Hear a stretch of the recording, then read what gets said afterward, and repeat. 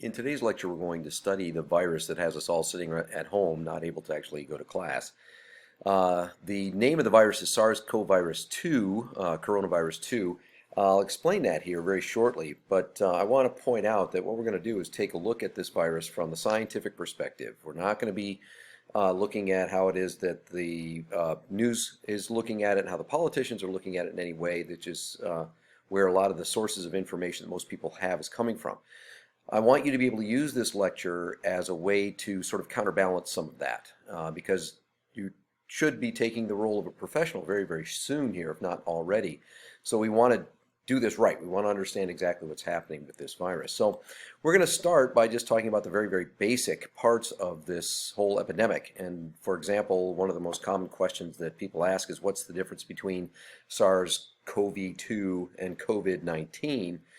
SARS-CoV-2, if you look here, this is the World Health Organization website, that's the name of the actual virus itself. And the full name is Severe Acute Respiratory Syndrome Coronavirus 2. And the reason it's called SARS-CoV-2 is because 10 years ago, more than 10 years ago, there was another outbreak of another SARS, which is SARS-CoV. And this virus, which I'm going to show you the evidence for this virus is extremely similar to it. So that's why it's referred to as SARS-CoV-2. The disease that it causes, the set of symptoms and the difficulties, the pathology that occurs because of the infection is called coronavirus disease from 2019, and that's shortened to COVID-19. So what is the state of the epidemic right now? If you want to know that information, I've given you a bunch of resources on the course website and on my personal website where we have a pinned post that has a bunch of resources to try to get a sense for what's happening with the epidemic. I want to take you to this one in particular. This is a very, very useful one, and it's put out by Johns Hopkins University College of Medicine, and it is one of the best gateways of really high quality, very carefully constructed information that I've been able to find about the epidemic. The data that's available here is very well laid out and very extensive. The one critique that I have about it is that their sources are sometimes hard to kind of track down. But nevertheless, it is still quite a reliable source. So how bad has this epidemic been, and how bad is it compared to what it was like when it started? The date today is November 6th, 2020. So if you, in a future time, want to check to see what is going on, come to this website and do what I'm about to do. You can actually get a sense of exactly what's going on. As of this date, there have been nearly 50 million cases, 49.1 million cases, 49.2 million cases. In the United States, it's been almost 10 million. So in other words, about 1 in 5 people in the world who have this disease, or at least have been recognized to have this disease, live in the United States. And we're number 1. We have the highest number of cases throughout the entire world. Now, if we look at deaths, the number of deaths is given to you here. It's about 1.2 million. Now, remember, we talked about the case fatality rate. Case fatality rate is the probability that an individual who gets the disease dies from the disease. They have a case, that's the disease. The fatality, of course, is the death. And so we can get a sense just from these raw data what the case fatality globally is in the entire world. And all you have to do is take this number, 1.2 million, divide by about 50 million. And when you do that, you get a case fatality rate of about 2.5 million, 2.5%. Okay, so 2.5%. Meaning if you get the disease, if somebody gets the disease, chances are pretty good they're going to survive. 97.5% of the time they survive. Now, it varies by region, it varies by socioeconomic class within a country, it varies by socioeconomic class among countries and so forth, and can be, as I'd mentioned earlier, quite a bit higher. And in fact, the highest I've ever seen so far is about 15%. The lowest I've seen is below 1. But right now it's settled down to about 2.5%. So if we look at this, though, that doesn't tell us very much. These raw numbers don't really mean very much because the vast majority of these individuals who are listed in this number are not currently sick. They got sick in April, or they got sick in June or July, and it's recovered, and they recovered. Typically, this particular disease resolves in about 2 weeks or so, and so most of these people are not currently sick. Can they carry the disease? Can they get sick again? How long do they carry the disease? These are all still open questions that we're actually starting to define fairly precisely here. But what I want to get into now is the idea of how do you assess how dangerous it is. That's called risk. The idea of risk is what's the probability you're going to get the disease if you walk around outside and interact with people normally. It's a very difficult thing to measure. The very first parameter, the very first information that you need is what is the number of individuals who are sick per person in the population. Now we're going to get that, but what I want to do first, before I do that, is to come down here to this graphic, down here in the lower right-hand corner. In this graphic, this shows the number of cumulative cases that have occurred over time, along with the deaths and a bunch of other things. And you can page through all of these different data frames right here by clicking on these buttons. Okay. Now this particular graph shows daily cases. Each bar is the number of cases that were defined or diagnosed in a particular day. And you can see that we are still in a very, very robust phase of this epidemic. We'll get back to that shortly. This is showing the number of deaths that have occurred daily, which has been reasonably steady for quite some time. And this is showing the number of cumulative cases over time. And you can see again that this curve is growing, and it's growing in this rather characteristic pattern where it's sort of sloping up. Now, when we look at a pattern like this, we often say that something is exponential. What does that really mean? The concept of exponential growth or an exponential process does not mean big. Although we use it, many people use it to mean big. Oh yeah, this is an exponential problem. It means it's a big problem. But that's not what actually the word means. What the word actually means is that it starts out slow and then increases very rapidly. It sort of explodes in this kind of way. Now, there are other curves, other dynamical changes that can occur that will do the same thing. It stays very steady and then explodes, that are not exponential. So exponential has this property of having this kind of a curve. It's really, really, really low for a while and then it goes upright very rapidly. But not every curve that has that characteristic is exponential. Is this exponential? People have claimed that it is. The only way, though, to determine if it is exponential is this. What you have to do is plot this axis as a logarithm. Right now we're plotting it what we call linearly. There's 20 million, there's 40 million, there's 60 million. What I want to do is to plot this as a logarithm, because if you take certain math courses, you'll discover that if I plot a logarithmic curve, then the exponential curve is actually a line. It won't be this kind of rapidly increasing thing that we see in the linear plot, but in a logarithmic plot, it'll be a line. So can I get that? And the answer is yeah. From here, what I can do is I can click this right here, and it'll give me the cumulative deaths, and then it'll give me the log of cases, the logarithm of cases. So this is the logarithm. See that? There's 1,000, 100,000, 10 million. So these are going up, not linearly, they're going up exponentially. And if that's true, if it's a truly exponential process, then what we would see on this plot is a line. And we see early in the epidemic, it was a line. It was growing exponentially early, but then it slowed down. It never stopped. The epidemic continued. The number of cumulative cases always accumulates. It didn't become flat right here. It still went up, but then it spiked up again, and now we're in this phase, which is linear-ish. It has a slight hump to it, but it looks like it's growing exponentially again, but at a much slower exponential rate than it was when it first started.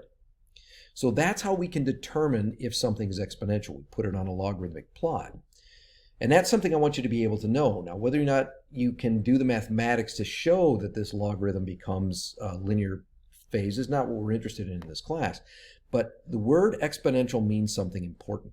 It doesn't just mean big. What it means is that in this case, the population of viruses or the population of individuals who are sick is growing without bound, and it's growing without control. Nothing is changing in the rate at which individuals are getting infected when it's exponential. That was true early, and it appears to be true again now. This Johns Hopkins dashboard has a lot more information on it than what I've just shown you on that opening page. It has information by country as well, and of course, because Johns Hopkins is in the United States, it focuses on the US. If you come over here and you click on this US map, you get this graphic here. And I'm going to power up on this so you can see what's really going on in this picture. But in this picture, you'll notice that there's a bunch of polygons on here with different colors. Each polygon is a county in the United States. Every single county here is represented. The different shadings of this red are the number of cases that are found in this county by some sort of standardized measure, which I'm going to talk about here in a moment. So every single one of these counties here has a different color that tells you how bad the epidemic is in that county. And it summarizes a lot of these things here. For example, here's deaths over here. Here's confirmed number of cases by county. For example, Los Angeles County is the worst in the United States. There's over 315,000 cases in Los Angeles County. Cook County is awful. Miami-Dade, Harris, and there's Maricopa. That's us. Our college is in Maricopa County, and we are 5th. What this tells you is we have the 5th most number of cases of COVID-19 in the entire United States of all counties. Okay, but what does that mean? It sounds really bad. It sounds awful. But how awful is it? Because here's the problem. Miami-Dade County here in Florida has a different number of people than Maricopa County does. And in fact, look at these counties out here, little teeny tiny things like in Ohio and Illinois and Indiana. So how can we compare these different counties? Because they have different numbers of people in them. So a county that has a lot of people in it, like for example, Maricopa County, which has about 4.5 million people in it, of course they're going to have a lot more cases than another county that only has 1 million people in it. So how can we compare individual counties so that we can see which one's really worse in terms of risk?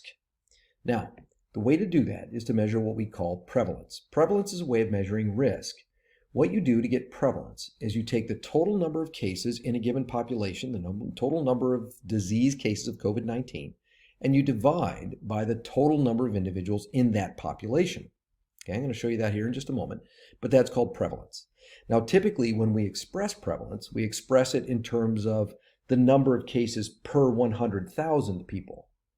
And to get that, you just take the number I told you, that ratio, and multiply by 100,000. But that gives you a number of cases out of 100,000, which gives you a good sense of really how risky that place really is to live. And it standardizes things so we can compare county by county. Okay, so let's take a look at that. Let's go to Maricopa County. Let's see how bad it really is here in Maricopa County. If I click on this, it'll highlight Maricopa County here in magenta. And I'm going to click on that, and it gives me this little tiny dashboard here, which has some information in it. Now, it tells us that right here, for example, it says there's 162,958 cases that are confirmed in Maricopa County as of the date that this data was accumulated. And it should give you the population. I'm not sure why it's not doing that right now, but it usually will give you the population of Maricopa County, which, as I said before, is about 4.5 million individuals in the county. So we're saying out of 4.5 million individuals, we have 162,928 cases. Okay, now let's compare that to Coconino County, which is where Flagstaff is. Okay, so I'm going to come up here and I'm going to click on Coconino County, and it highlights it. And now we're looking at Coconino County, and the number of confirmed cases is only 5,606. Okay, so that's a lot less. Look, 5,606 versus back to Maricopa County, 162,000, almost 163,000 cases. So that makes sense though, because Maricopa County, again, has 4.5 million people in it. Coconino County only has about 143,000. So since Maricopa County is so much bigger, of course we're going to get a lot more cases. How can we compare Maricopa County to Coconino County? Well, again, we use the prevalence. Take the number of cases in Maricopa County, which is 162,958, and divide by 4.5 million. And if we get that number a little bit more exact, then what we can get is this number. This number here, they say confirmed by 100,000, is the number of cases per 100,000 people in Maricopa County. So per 100,000, there's 3.6 thousand, or 3,694 and a half. Again, we're dividing, that's why the half is there. We're not saying there's a half an individual who's half sick. So keep that number in mind, 3,694. Okay, compare that now to Flagstaff, Coconino County. That's 3,900, not 3,600, 3,900 per 100,000. So here's the point. Notice Coconino County is slightly darker than Maricopa County. That's because it's more risky, even though there's way fewer cases of the disease in in Coconino County. That's because Coconino County is so small in terms of population relative to Maricopa. But in terms of disease cases per 100,000, it's worse to be in Coconino County. And what about this? This is Navajo County. In that case, it's over 6,000 compared to 3,000, almost 4,000 there. So Navajo County, which has a very, very small population, still has an enormous number of cases per 100,000. So this is telling us we can compare all of these different counties by looking at the prevalence. And this is telling us the worst place to be in Arizona is up here in Navajo County, in this area around getting close to the Four Corners. Maricopa County is bad. And yes, it's number 5 on the list of all counties in the United States, but it's not the worst in terms of prevalence, even in Arizona. So now we know that we can use prevalence to compare populations of different sizes to get a sense of how bad the epidemic is that's standardized by population size. That's great, but it still leaves some information out. Here's the issue. So Maricopa County right now has 162,000, almost 163,000 confirmed cases. But that's from the beginning of the epidemic last spring. So if we have that many cases over time, they could all be resolved by now, and there could be nobody sick in Maricopa County right now or in Arizona right now. And yeah, this number would be bad, but it would reflect what happened in the past, not what's happening right now. What we need to know is how many people are sick and how many new cases are being discovered every single day. That information is also available at this website. If we come over here to go to critical trends, click that point right there, and we go to this really nice graphic. This is a really, really useful graphic. And what it shows is every single state with a little data frame. I'm going to go to Arizona. Here's Arizona's data, and it gives us this chart. What this chart is, every single bar on this chart is the number of cases that were diagnosed that day in Arizona.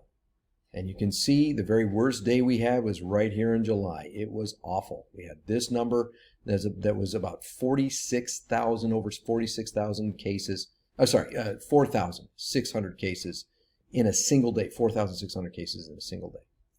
And this curve here is the 5-day moving average. In other words, it takes the average of 5 days and it plots it on that point.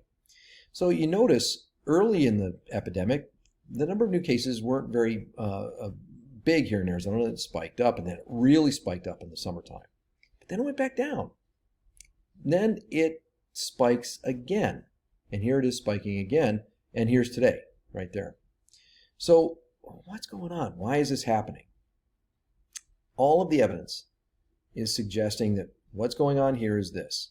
We started with the epidemic early, and we got to a point where we started wearing masks, distancing socially, doing all of the things that the scientific epidemiologists were saying to do, and the epidemic kind of reached a plateau. And then we stopped. At this point, people stopped wearing masks. Restaurants started to reopen. Other sorts of businesses started to reopen. And what did we see? We saw a big spike. And then, because of that spike, the government decided to close things down again, get people to start wearing masks again, get people to social distance again. And that's what brought it back down. That's at least what correlates. And then we stopped again wearing masks and social distancing, and schools started. And a lot of schools went back to face-to-face classes. And here we go right back up. So it appears that those correlations are causative. There's very good reason to believe that masks work. There's evidence that demonstrates that every country in the world that adopts masks has a much lower rate of transmission than countries that don't. And so that's also true within the United States, and in each county varies as well. So that seems to be one of the key issues that is controlling or not controlling this epidemic. And we can look at this actually in the critical trends country by country. If we come over to this graph here, we can click it, and this will give us the daily confirmed cases, same kind of data that we saw before, that is, again, allowing us to determine these are the number of new cases per day being diagnosed. This green curve is the United States. Okay, and you can see again, here, the country experienced many, many new cases per day. This is not cumulative. This is just the number of cases that were diagnosed that particular day. And then we started wearing masks and social distancing, and it started to go down. But then we opened up. Again, in the middle of the summer, we stopped doing that, and the cases rose back up. And then we started wearing masks and social distancing, and it went back down. And then schools opened up, and restaurants opened back up, and businesses opened back up. And now this number right here is the highest. The last 2 days have seen the highest number of new diagnosed cases in the United States. And what's interesting about this, and this is why it gets kind of confusing, we weren't testing very well down here back in April and March. Now, we did start testing, and that's probably why this spike is here. In reality, we were probably up much higher, and we just didn't see it because we weren't testing. But since then, we've been testing more or less constantly. And these changes don't represent changes in testing. They don't correlate with changes in testing. They only correlate with changes in masking and social distancing. So that appears to be what is driving most of this epidemic. So we know how to control it, and that's what happened, for example, here in India. Right here in India, they went on a very severe lockdown, and they brought it right back down. And notice now France is starting to climb back up, and many of these other countries in Europe are starting to climb back up. And that also correlates with the timing of when they went out of lockdown and went and started not social distancing and not wearing masks. So the evidence appears to suggest, and there's other evidence as well, that suggests that masks work, so does social distancing. So we want to get rid of the epidemic. We know how to do it. It's not that hard, really, ultimately. But economically, it's difficult, and that's a political question, which I'm not going to get into. I will say this. If we're capable of getting a vaccine, and as of this video, it looks like we're fairly close to potentially 1 or 2 possible vaccines, then we can get this under control. Vaccines do work in getting things under control like this. However, there have been 2 other major SARS epidemics, which we'll talk about later in this lecture. And we haven't been very successful at getting vaccines for either of those other 2. So we'll have to see. The jury is still out as to whether or not the vaccines are going to work. But that's our hope. At this point, the vaccine is really what we need in order to get this epidemic under control.